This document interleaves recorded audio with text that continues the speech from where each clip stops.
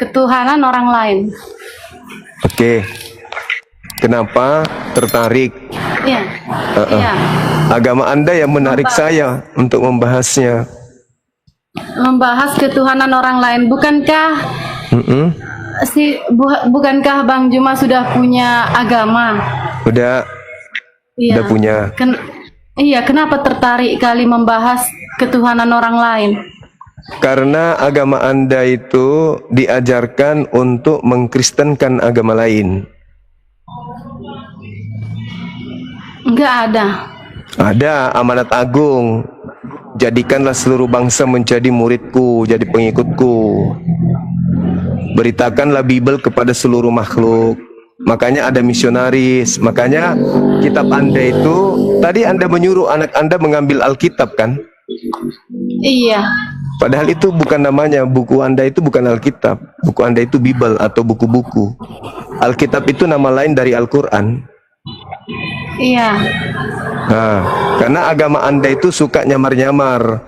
Makanya saya harus ada di sini untuk meluruskan, untuk membedakan supaya orang tahu bahwa Kristen itu adalah agama yang bukan dari para nabi. Ajaran yang diajarkan dari barat melalui Belanda dan Portugis masuk ke Nusantara ini. Itu bukan ajaran nabi-nabi.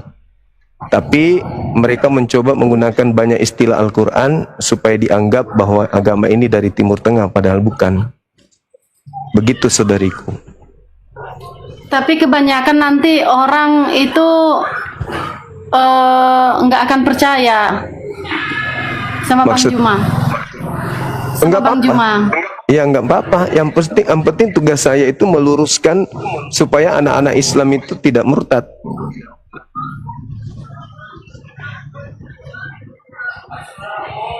Karena misi Kristen itu kan memurtadkan, mengajak. Kami ini dianggap domba-domba sesat oleh Kristen. Enggak ada seperti itu. Amanat agung apa amanat agung, Mbak? Taat kepada Tuhan Yesus Masiah. Bukan itu amanat agung, jangan Anda salah-salahin. Amanat agung perintah mengajak orang di luar Kristen untuk menjadi Kristen. Matius 28 nomor 19 nomor 20. Makanya agama itu kemanapun pergi menyamar-nyamarkan diri, menyamar-nyamarkan diri supaya dengan mudah bisa memurtadkan orang masuk Kristen gitu. Kitab Anda itu kalau masuk di Bali bukan Allah, jadinya Sang Hyang Widi. Apa tujuannya? Untuk menjerat orang Bali agar masuk Kristen. Begitu juga kitab Anda ketika dia masuk ke Israel. Bukan Theos, bukan Bapak, tapi dia berubah kemudian menjadi Elohim. Kemana dia pergi, di situ dia nyamar.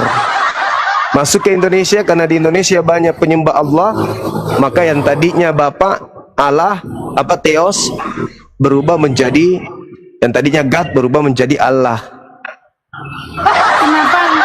Kenapa nggak langsung aja melapor ke lembaga LAI, lembaga Alkitab Indonesia? Iya, karena justru karena LAI itu memang sengaja, memang tujuannya untuk supaya mengkristenkan. Gimana mau dilapor pun percuma karena memang misinya begitu. Coba kalau menggunakan nama aslinya dari sana. Pada mulanya adalah Firman. Firman itu bersama-sama dengan Theos. Dan Firman itu adalah Theos. Theos itu telah menjadi daging, jadi manusia. Ada nggak yang mau masuk Kristen? Karena Theos itu artinya dewa. Makanya supaya banyak orang masuk Kristen, Theos diganti menjadi Allah, nama Tuhan dalam bahasa Arab. Jadi sama seperti ini Bible. Ini kan supaya bisa menjerat orang yang tadinya Biblika, Bible, dirubah menjadi Alkitab. Padahal tidak ada haknya kitab Anda menggunakan nama ini. Ini nama lain daripada Al-Quran. Celakanya orang Kristen sendiri nggak tahu kalau itu ada misi untuk mengkristenkan, dan termasuk Kristen itu adalah korban dari misionaris. Bukan Yesus dan murid-murid Yesus, bukan orang Yahudi yang masuk ke Nusantara ini mengajarkan agama Kristen, bukan, tapi orang dari Barat. Tapi Bang Juma nggak bakalan didengarkan nanti sama orang Kristen itu karena dia sudah terdogma. Ya, makanya pelan-pelan kita diskusi supaya saudara-saudara kita Kristen itu sedikit terbuka wawasannya. Apakah yang disampaikan Bang Suma ini salah atau benar, kan gitu. Berarti Bang Juma di sini untuk menyelamatkan orang Kristen atau Muslim? Dua-duanya. Dua-duanya terselamatkan. Iya, saya mengajarkan saudara Muslim supaya mereka tidak mudah dimurtadkan. Saya mengingatkan kepada orang-orang Kristen supaya kemudian bisa memahami bahwa visi misi dari agama Kristen itu asal usulnya dari mana, gitu. Dan orang Tapi Kristen masih banyak yang ngeyel, masih banyak yang ngeyel. Ya, begitulah adanya. Terutama, Iya, yang bandel. ya, terutama saudara-saudara kita itu yang sudah dicuci otaknya mengatakan Islam teroris, Islam itu radikal, Nabi Muhammad itu pedofil, tukang kawin, mengawini bocil. Itu didoktrin terus kepada saudara-saudara kami Kristen, sehingga mereka semakin jauh untuk belajar. Padahal itu nggak ada, itu semua fitnah. Iya, masih banyak juga sih yang ngeyel. Umpamanya makan B2 itu, kalau kita kasih tahu itu haram, mereka kan masih ngeyel. Oh, ada ini dari Advent, Enggak, aku Protestan. orang tua aku Katolik, aku dibaptis di Katolik, cuman suami Protestan, HKBP, Kuria HKBP. Kristen Batak Protestan. Iya, Oh, Kuria iya. Kristen Batak Protestan. Cuman kan kita udah pada ngasih tahu tuh kepada orang-orang Kristen yang lain. Orang itu ngeyel, membangkang. Iya. Jadi kalau di sekte ada ini, saudari ini, Yesus itu apa? Tuhan. Ada yang bilang utusan, ada yang bilang Tuhan. Kalau saudari sendiri, Yesus itu Tuhan. Tuhan. Yesus itu Tuhan. Iya. Berarti Tuhan kalau satu-satunya. Tuhan satu-satunya, nggak ada Tuhan selain Tuhan Yesus. oh gitu. Iya, Ya, iya, Tuhan iya, Yesua. Tuhan Yesua Hamasia. Oke, Bapak Yahweh Adonai Yod He Pave. yang turun menjadi manusia. Iya, Adonai Yod He Pave. Oke. Oke. Sekarang Cuman ketika orang Yesus Kristen yang lain membangkang. Oke. Orang Kristen yang lain membangkang. Oke. Yesus ketika datang di tengah-tengah Bani Israel, mau dipercayai sebagai Tuhan atau mau dipercayai sebagai utusan Tuhan?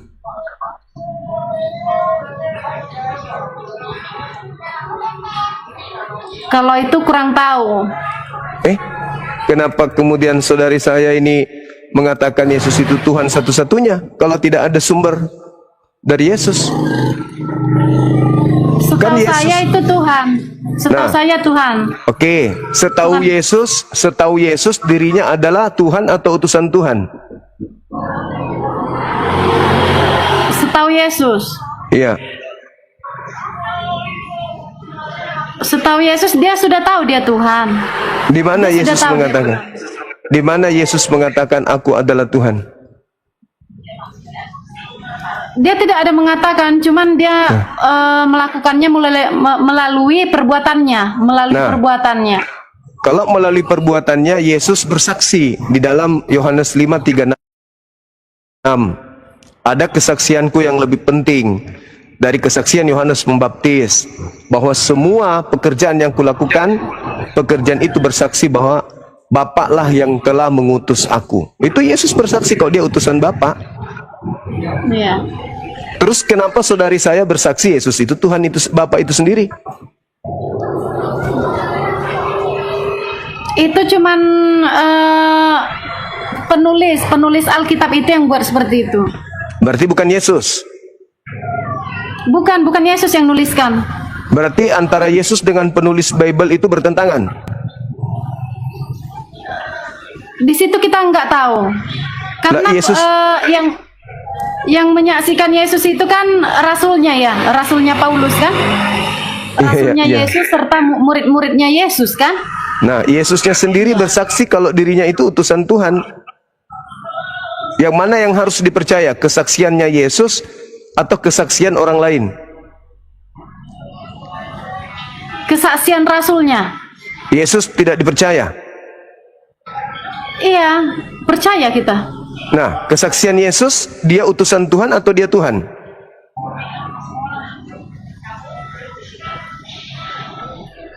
Kesaksian Yesus, aku dan Bapa adalah satu. Jika Iya, kamu satu. ingin melihat Bapa, jika kamu ingin melihat Bapa atau Elohim, lihatlah aku. Aku dan Bapa adalah satu. Tapi di dalam Yohanes 8, 29, aku dan Bapa adalah dua.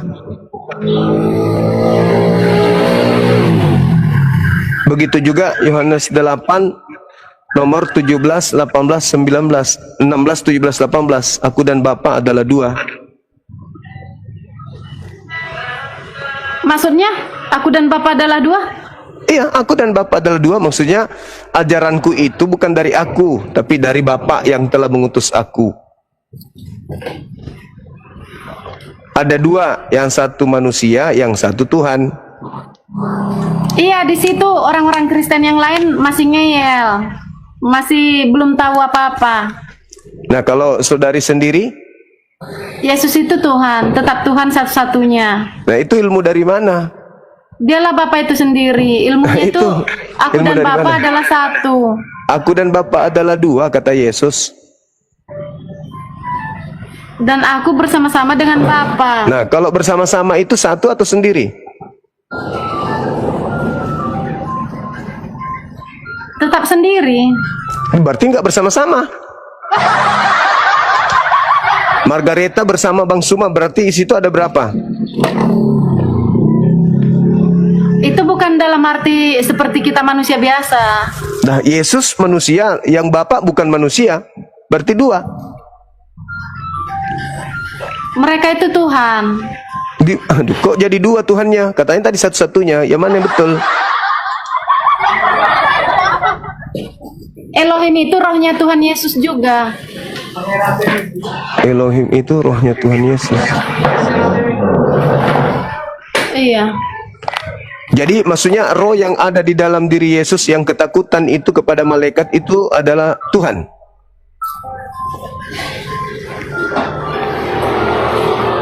Rohnya Yesus gimana? Rohnya Yesus yang ketakutan terhadap malaikat itu Tuhan. Malaikat yang mana ini? Yang datang memberikan kekuatan kepadanya.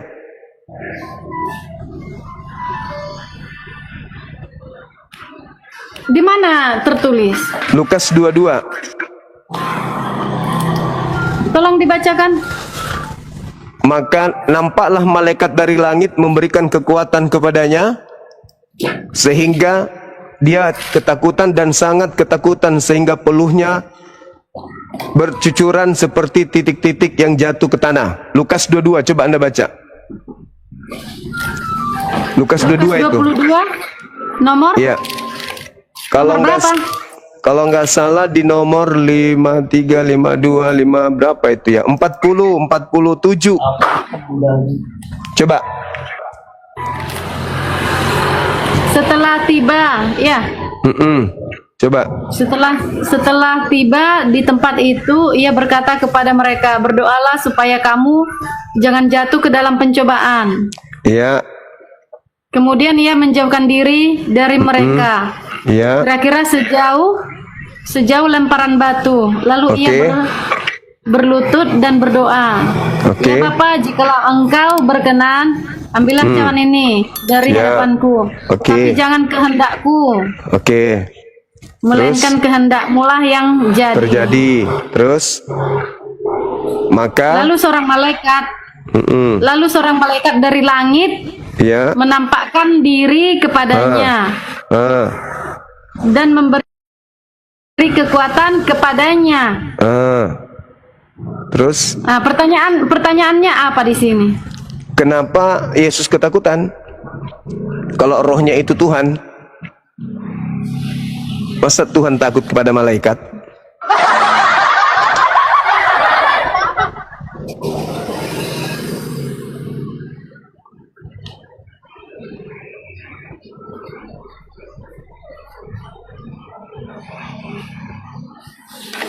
Di situ dalam konsep dia sebagai manusia. Rohnya? Rohnya itulah malaikat tadi. Itulah rohnya Tuhan itu. Jadi di dalam diri Yesus tidak ada roh. Ada. Tetap Ya itu, ada. ya itu rohnya kenapa ikut takut? Katanya roh Elohim yang ada di dalam dirinya, kenapa jadi ikut-ikutan takut dia?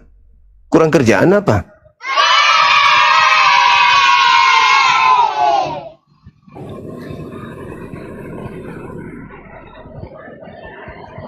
Katanya kepada mereka, mengapa kamu tidur? Bangunlah dan berdoalah supaya kamu jangan jatuh ke dalam pencobaan.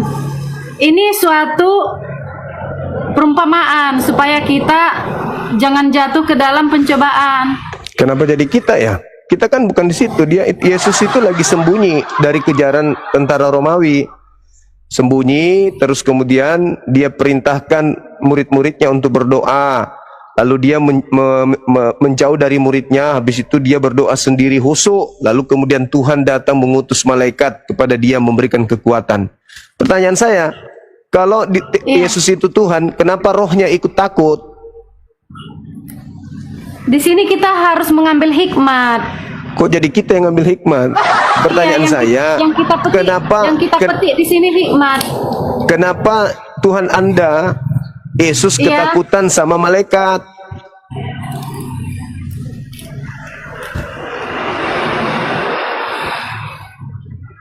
Apakah dia bersandiwara?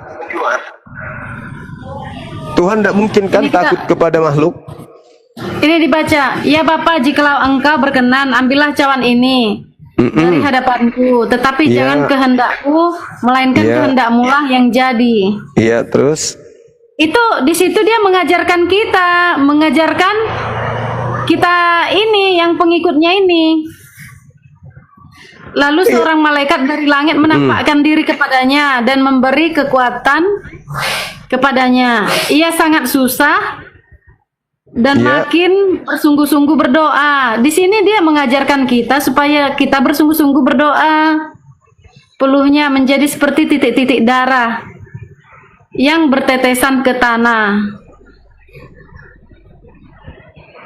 Iya, kenapa Tuhan Anda takut kepada malaikat? Tapi di sini nggak ada takut loh. Di sini nggak ada takut. Mana ada nggak ada takut di situ? Gini ya. Tetapi janganlah kehendakku, melainkan kehendakmu lah yang jadi. Lalu seorang malaikat dari langit menampakkan diri kepadanya. Nggak ada di situ Yesus takut. Baca terus. Kepadanya dan memberi kekuatan kepadanya. Ia sungguh susah. Kok susah? Ia sungguh susah dan makin bersungguh-sungguh berdoa. Nggak ada di situ takut. Nomor 4-4-nya. Lukas 22 nomor 4-4. Ia sangat susah. Kok susah? Iya, bukan susah di sini itu. Ia sangat susah dan makin bersungguh-sungguh berdoa. Di sini nggak ada takut. Di sini nggak ada takut. Ia makin. Itu terjemahan tahun berapa? Tahun berapa? Nggak lihat loh. Kalau di data terjemahan baru itu ketakutan.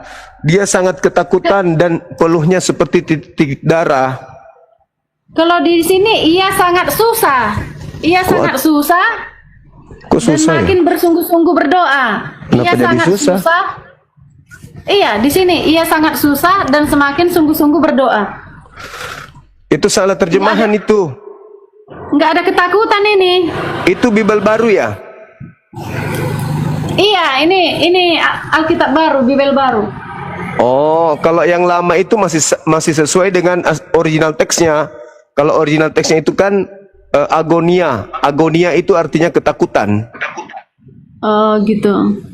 Salah Dia terjemah sangat itu. susah dan makin bersungguh-sungguh berdoa. Dia hilangkan beneran itu. Nggak ada kata ketakutan di situ, nggak ada di TB1 Iya. atau TB2. Di sini ia sangat susah. Ia sangat Bukan susah ketakutan. dan makin nggak ada takut di sini. Coba aku Ia lihat sangat susah terjemahan dan lama. makin bersungguh-sungguh. Tunggu. Bersungguh-sungguh berdoa. Ia Lukas. sangat susah. Tunggu, aku cari di sini ya. Lukas Iya, 22. iya sangat susah. Kita lihat ya di kitabku ya. Kok beda ya jadinya kitab kita ya? Makanya aku heran, takut, nggak ada tulisan takut. Iya sangat susah. Teman-teman yang ada kitabnya coba buka, ketakutan atau apa?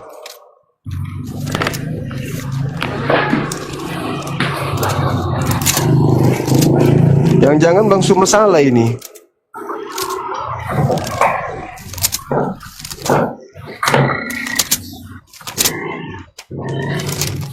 Nomor 44 kan?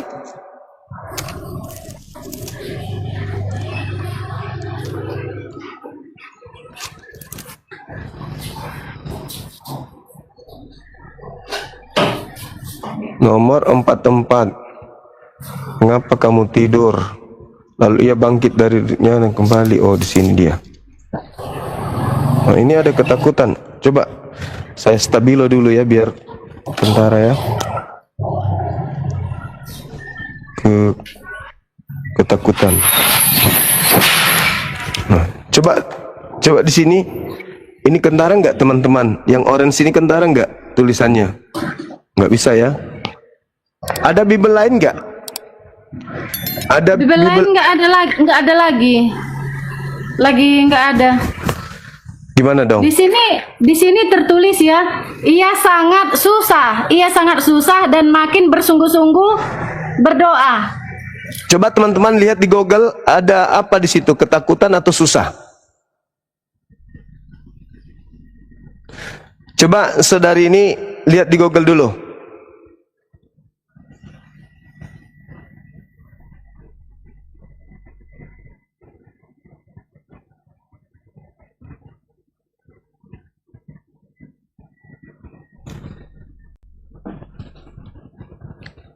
Di Google coba buka di HP. Kalau di HP apa yang tertulis? Agak susah Pak ngambilnya, agak susah.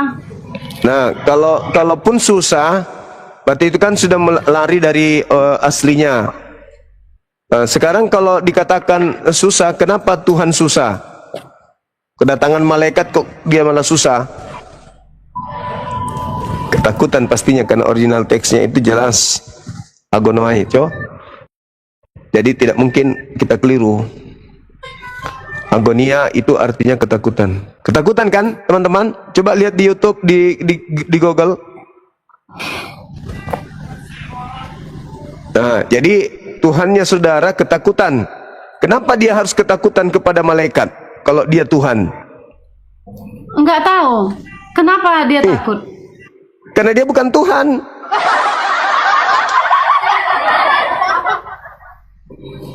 Bukan, di situ kita ambil hikmat.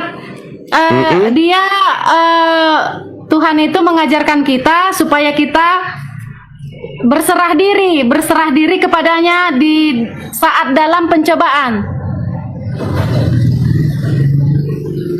Iya, artinya masa ada Tuhan ketakutan, Tuhan lagi susah. Justru pelajaran justru pelajaran yang diterima di situ, ini bukan Tuhan ini, kok ada Tuhan susah? Karena di situ Tuhan itu lagi berserah diri dia kepada rohnya malaikat itu. Malaikat itu adalah rohnya sendiri. Jadi Tuhan itu lagi berserah diri, menyerahkan dirinya bersatu kepada malaikat itu. Walah, bagaimana dong? Berarti Tuhan susah kepada Tuhan, gitu. Jadi kita di sini mengambil hikmatnya aja supaya kita berserah diri kepada Tuhan. Waduh. Tapi kok Tuhan kok susah? Itu makanya orang Kristen jadi tersesat dia. Banyak juga yang udah mualaf. Makasih gitu. Oh ya? Gara-gara ini. Bingung. Gara-gara hal ini, tulisan-tulisan di Alkitab ini. Banyak orang Kristen yang sudah ngeyel, bandel. Kalau saudari kapan mualafnya? Besok. Mualaf. Besok. Nggak ada harapan untuk mualaf, Bang, karena kita udah menikah. Kita Ya. udah menikah, jadi nggak ada harapan untuk jadi mualaf. Berarti mau dong diusir Yesus nanti. Karena kalau memanggil Kenapa? Yesus, Kenapa Yesus mengusir? karena yang memanggil Yesus Tuhan itu akan diusir. Kami memanggil Yesus itu Bapa. Ya sama aja berarti Tuhan dong. Bapak Yahweh, Bapak Yahweh. Ya berarti Tuhan Bapak kan. Yahweh Adonai Yod He Vav He. Berarti Tuhan dong. Jadi memanggil Yesus itu apa? Tuhan atau Rasul. Rasul Yesus. Mualaf aja deh, mualaf. Lebih baik mualaf daripada diusir sama Yesus. Tapi kami memanggil Yesus itu Bapa. Bapa yang Iya. baik. Ya, Bapa yang diusir. kekal, Bapa yang baik. Diusir sama Yesus, diusir. Diusir. Yang diusir itu yang melakukan kejahatan. Nah, kejahatan itu adalah menggantikan kedudukan Tuhannya Yahudi menjadi Yesus. Masa Tuhan jadi bayi, Mbak? Kenapa nggak bisa? Nggak ada yang mustahil bagi Tuhan Yesus. Berarti bisa juga jadi setan. Nggak bisa. Lu tadi katanya nggak ada yang mustahil. Kok pilih-pilih? Kalau jadi setan itu konyol. Setan udah punya pribadi sendiri. Ya sama, jadi manusia juga konyol. Kira-kira kalau Yesus tidak netek sama ibunya, bisa nggak dia bertumbuh jadi anak dewasa? Yesus itu dia minum madu, dia makan itu bertumbuh kembang itu dengan madu. Dengan netek? Enggak ada tertulis. Ada. Lukas 27. Itu Lukas buat 11:27. itu buat seluruh ibu-ibu manusia biasa. Yesus yang netek. Apa sih ini? Netek Yesus itu. Di kitab saudara dia netek. Di situ tertulis itu hikmat buat ibu-ibu yang Itu berbahagia, hikmat yang bisa, hikmat apa? Hikmat yang Yang kemudian Tuhan manusia bisa netein Tuhannya gitu. enggak. Jadi Tapi Kristen yang lain itu dia enggak menerima itu. tapi dalilnya ada Dia loh. menerima, iya. Lukas 27. Menyusui, tapi yang menyusui itu bukan Yesus, itu buat ibu-ibu manusia yang lain.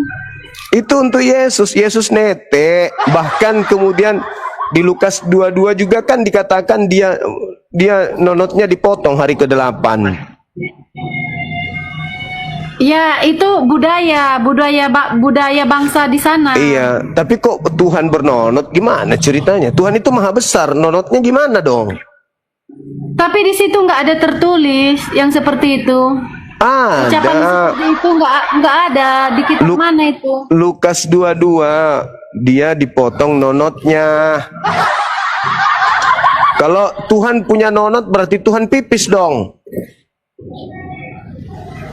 Tapi itu nggak semua ditulis di Alkitab itu seperti itu. Iya, tapi kan kita disuruh berpikir kalau Tuhan itu jadi manusia, punya nonot, berarti dia pipis. Tuhan itu datang tujuannya cuma satu. Mengembalikan ciptaannya ke rancangannya semula. Apa itu rancangannya semula? Bebas dari dosa. Berarti sekarang kita sudah bebas melakukan apapun. Bukan seperti itu.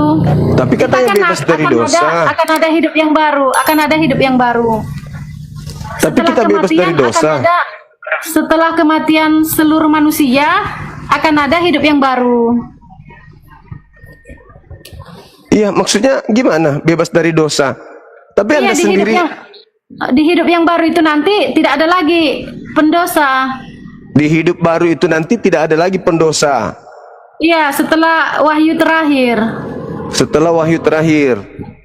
Jadi apalah kalau tidak ada lagi pendosa, jadi gimana dong ceritanya? Nggak tahu. Ya udah, Nggak tahu.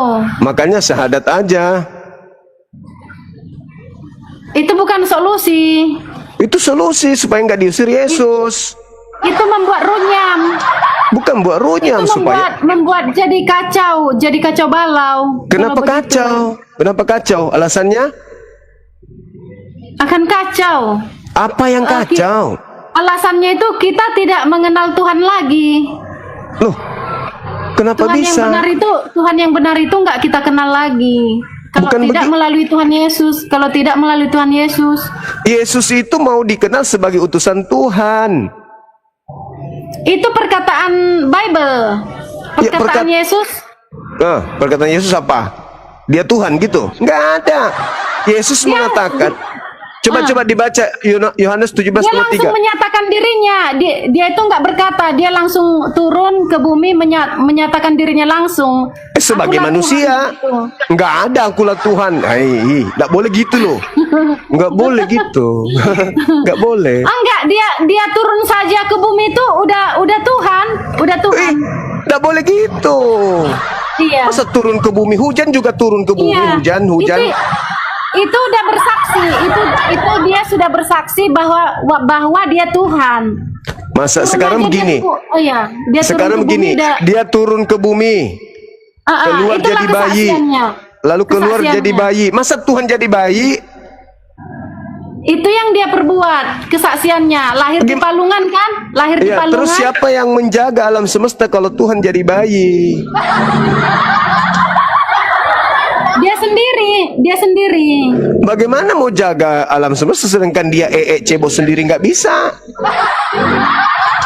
Hamba Allah, syukran. Ayo. Dia maha kuasa, Bagaimana maha Serba kuasa bisa. cebok sendiri nggak bisa? Dia kan alfa dan omega, jadi dia Ya, serba akan bisa. Waktu dia bayi, siapa yang cebokin pantatnya? Enggak ada tertulis semuanya itu. Enggak tertulis, tapi dia jadi bayi kan? Ini ya, berbahagialah mereka yang membasuh jubahnya. Nah iya, jubahnya Aku manusia bersaksi kepada Yesus. setiap orang. Ini aku bersaksi kepada setiap orang yang mendengar perkataan-perkataan nubuat kitab ini. Jika seseorang menambahkan sesuatu kepada perkataan ini, Elohim akan menambahkan Marah. kepadanya malapetaka. Ya. Nah, terus kenapa Anda tambah-tambahkan bilang Yesus sendiri mengaku Tuhan? Ayo. Ia yang Ya, bersaksi. Di mana? Di mana? Nomor 20. Di nomor 20 coba. ia yang bersaksi tentang semuanya ini. Apa kesaksiannya? Berfirman. Berfirman apa? Iya. Kata Yesus begini, "Ya, aku datang segera." Datang segera. Yesus Sebagai datang sebagai Yesus apa? beneran datang. Datang sebagai Anugerah. Yeay, anugerah. Datang sebagai apa? Sebagai Tuhan Yesus. Ya, sebagai Tuhan atau sebagai anak manusia? Di sini anugerah, sebagai anugerah Tuhan Yesus. Berarti dia datang sebagai Tuhan atau sebagai manusia? Ini ya, akulah Alfa dan Omega, yang pertama dan yang terkemudian, yang awal dan yang akhir. Coba nomor 8-nya. Nomor 18-nya apa? Akulah yang telah mendengar dan melihat semuanya itu. Kesaksian Yohanes kedua. Bukan maksudku nomor ininya. Nomor 8-nya apa dibilangnya? Itu ya. Tunggu. Silakan. Apa dia mengatakannya kepadamu? Akulah batu cici, bukan? Enggak ada. Mana ada enggak ada? Ada. Akulah. Bentar. Wahyu kan? Iya, Wahyu tadi. Nah, coba. Itu tadi 22. Iya, coba nomor 8-nya coba. Aku bersaksi kepada setiap orang, bukan itu? Wahyu 1 nomor 8. Coba. Apa dia mengatakannya kepadamu? Tunggu ya. Itu harus dibaca dari nomor 1. Ya udah langsung aja ke 18-nya kalau gitu. Nomor 18-nya aja dulu langsung supaya kita bisa dapat ininya, kopinya. 18-nya apa dia mengatakannya kepadamu? Dan yang hidup aku telah mati. Mati dia. Dan yang hidup aku telah mati. Namun lihatlah aku hidup. Bisa nggak Tuhan itu mati? Bisa nggak Tuhan itu mati? Bisa. Mati meja. Siapa yang menjaga alam ini kalau Tuhan mati deh? Mati itu dalam kemenangannya. Kok mati? Kemenangannya Kok mengalahkan mati? Iya. Dalam arti menang. Dalam arti menang. Iya. Mati dalam arti menang. Kok mati kok menang? Mengalahkan maut, mengalahkan kematian. Bagaimana bisa mengalahkan maut sementara dia mati? Ini kita baca, dan yang hidup, yang hidup, aku telah mati. Namun lihatlah, Aku hidup kembali. aku hidup. Namun lihatlah, aku hidup sampai selama-lamanya. Iya, tapi Dan mati dulu. Iya, wajib supaya menang. Supaya menang. Kok wajib? Dan aku memegang segala kunci maut. Tapi dia mati dulu. Tapi dia mati dulu. Iya, memang wajib mati. Kok Tuhan wajib mati? Kok Tuhan wajib mati? Iya. Siapa jaga alam ini kalau Tuhan mati? Dia mengalahkan maut. Gimana mau mengalahkan maut? Dia mati kok. Kita baca ya. Dan yang hidup mati dulu kan? Dan yang hidup aku telah mati. Namun lihatlah aku hidup sampai selama-lamanya. Iya, dan aku memegang segala kunci maut dan kerajaan maut. Seluruh manusia itu nanti akan hidup kembali dan hidup selama-lamanya. Pertanyaannya, Tuhan kok mati? Siapa yang jaga alam ini setelah Tuhan mati? Tapi dia langsung hidup. Mana ada langsung hidup? Ada-ada aja ini. Jangan gitu. Di sini ditulis, namun lihatlah aku hidup sampai kan selama-lamanya. Mati berapa hari? Mati berapa hari? Nggak ada ditulis di sini. Dia bangkit pada hari keberapa? Kalau di gereja-gereja.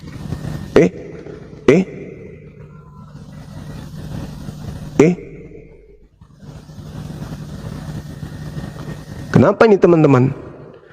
Ada apa? Pelanggaran kenapa? Kenapa pelanggaran?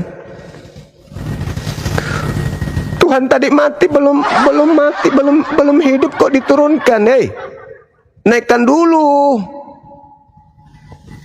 Aduh, gimana dong?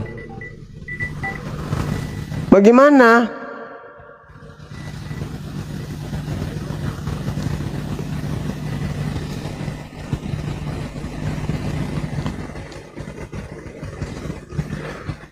Halo? Naik lagi.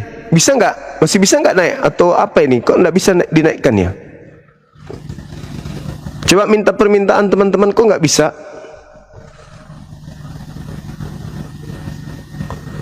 Coba minta permintaan. Teman-teman bisa minta permintaan nggak? Coba teman-teman minta permintaan. Kok hilang? Masih bisa multi nggak teman-teman? Suara saya kedengaran nggak? Kok bisa ya? Loh. Jadi gimana dong?